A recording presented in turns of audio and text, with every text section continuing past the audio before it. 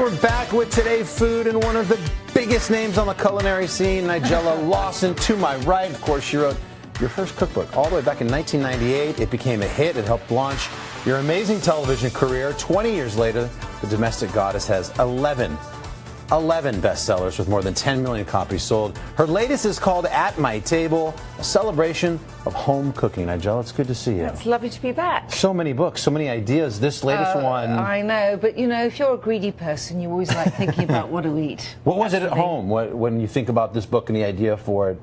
What was your culinary experience like at home? Well, actually, you know, we were a really food-obsessed family when I was growing up, and in a time when food in Britain maybe wasn't so good, but you know, my mother had,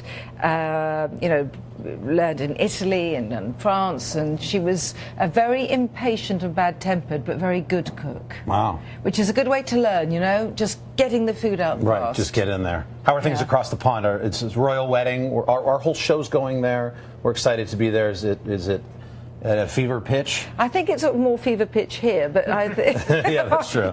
Here at the Today Show, maybe.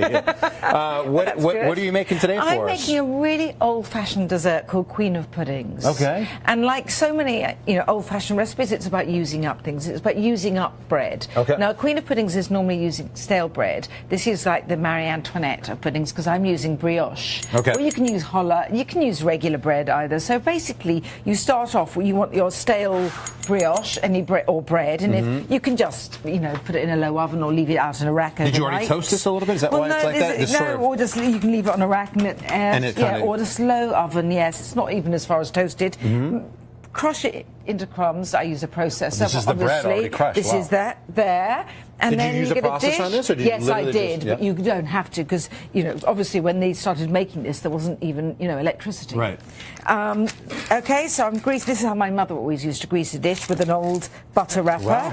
Well, this is part of that. Don't waste anything. I keep them in the fridge like this. I feel like I mean. Wow, that's a good tip right there. And here, so it's really like a custard base. So you've got 4 eggs, and these are the yolks. And here's some milk, some butter. I like lemon zest and a bit of vanilla, and only a teeny bit of sugar. Okay. Because it shouldn't be too sweet. And you've got a sweetness there.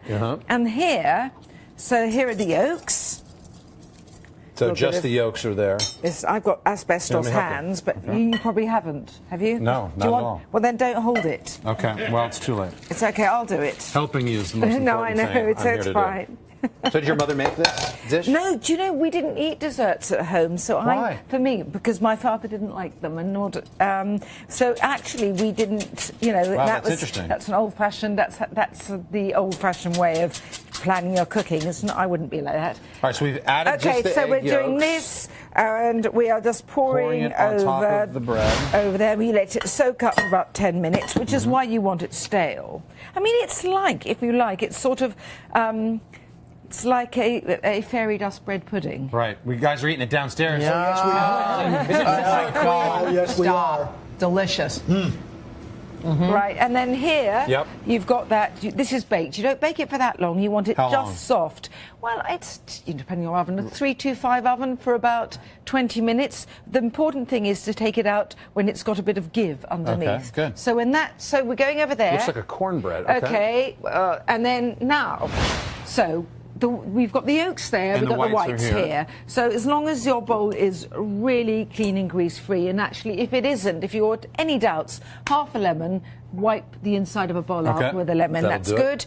And then you whisk the egg whites until they're firm before you add sugar. I don't know how much time we've got. I'm going to do this until you try. Well, should we not? I'm going to just carry on with this. I just want to see I'm going to show you. Okay, I'm going to do this. It's very exciting. What's the key for this not to go everywhere? I put everything anywhere. I don't know. Just pay attention, I suppose. So the sweetness will come in here. You add the sugar. Yes. So I whisk fast, but add the sugar slowly. Okay. I'm not going to carry on because it's too noisy. Good, though. So really, it's too noisy. We have to shout. I don't mind shouting. The Queen's hungry, ready for her pudding. So you want it to end up a bit like shaving foam, like this. So you have jelly, or this is a plum preserve. Right, that you put right over it. And then you top it top it with this. And then you bake this back off? You bake it again. You bake it again. Twice baked here. Well, you're just setting this is it, just really. To get it all fluffy. You're just setting it. All right. And then, Oh, you're digging in, are you? Yeah, do you mind? Of course I don't mind. I'd mind if you didn't. Oh, it's delicious. I'm going to carry on doing this because it's Nigella, great. Thank you very much. Oh, well, thank you. We appreciate it. Great to have you back here. You can go to the website if you're at home watching this, would like to eat this, today.com/food, and you should. And to find out more about Nigella's new cookbook, just go to today.com/shop, and we're back in a moment. But first, this is Today on NBC. Nigella, thank you so much. Thank you. I'm going to carry on.